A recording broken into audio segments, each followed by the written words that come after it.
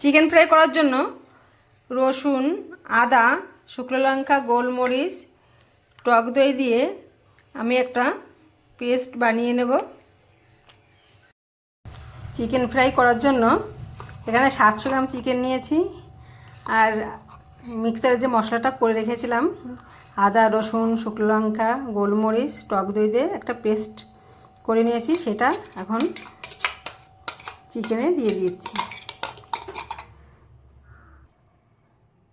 একটু পরিমাণ মতো সাদা তেল দিয়ে দেব,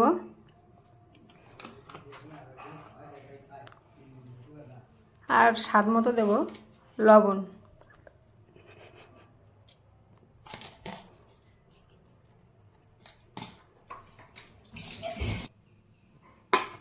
লঙ্কা দিয়েছি তো হাত দিয়ে মাখালে জ্বালা করবে, তার জন্য চামচ দিয়ে ম্যারিনেট করে নিচ্ছি।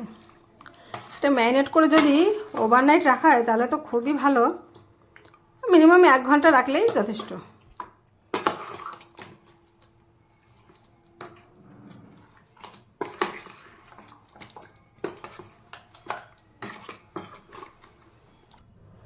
ম্যারিনেট করা হয়ে গেছে, এবার ঢাকা দিয়ে দেব।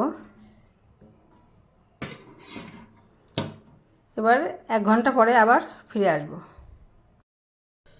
চলে এসেছি 1 ঘন্টা পরে। এখন এই যে এখানে ময়দা, কর্নফ্লাওয়ার, লবণ দিয়ে মিক্সড করে রেখেছি। এইখানে 2টো ডিমের গোলা তৈরি করে রেখেছি, আর এই যে ম্যারিনেট করা মাংস।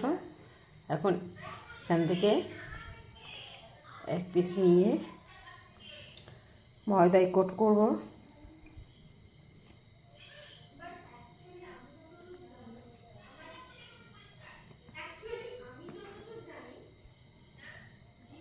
এবার ডিমের গোলায় চুবিয়ে নেব।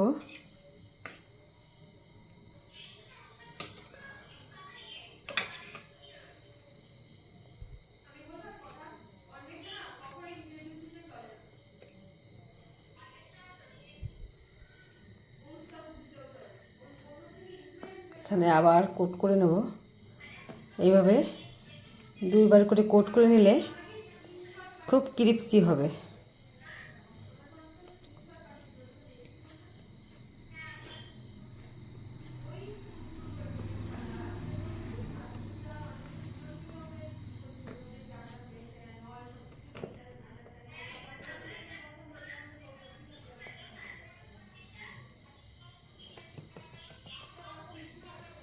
হয়ে গেছে, এবার এটা থালায় রাখি। এইভাবে আমি সবগুলোই কোট করে নেব। এখানে আমার 4 পিস কোট করা হয়ে গেছে। তেল গরম করে এই 4 পিসই আগে ফ্রাই করে নেব।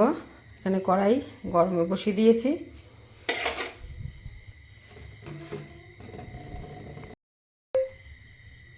কড়াইতে তেল ঢেলে নেব।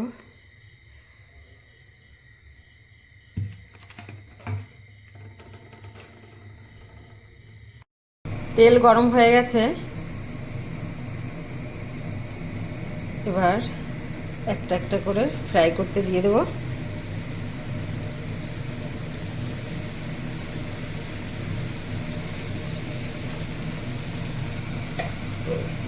কিন্তু 3টে বেশি ধরবে না মনে হচ্ছে।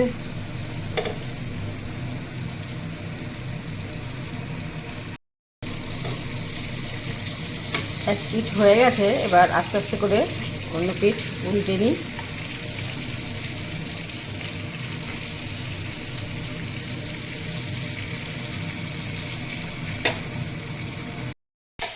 এই পাশটা আবার একটু উল্টে দেবো। তা হাই ফ্লেমে ভাজা যাবে না, মিডিয়াম ফ্লেমে আস্তে আস্তে ভাজতে হবে। হাই ফ্লেমে ভাজলে ঠিকমতো ভেতরে সিদ্ধ হবে না, কিন্তু উপরে কোট পুড়ে যাবে। আমার ফ্রাই হয়ে গেছে, এবার নামিয়ে নেব।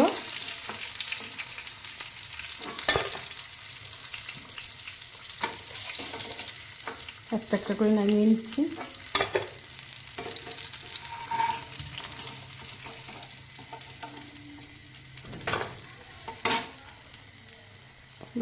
এবার এইটা দেখো, এটা এবার সাজিয়ে নিচ্ছি।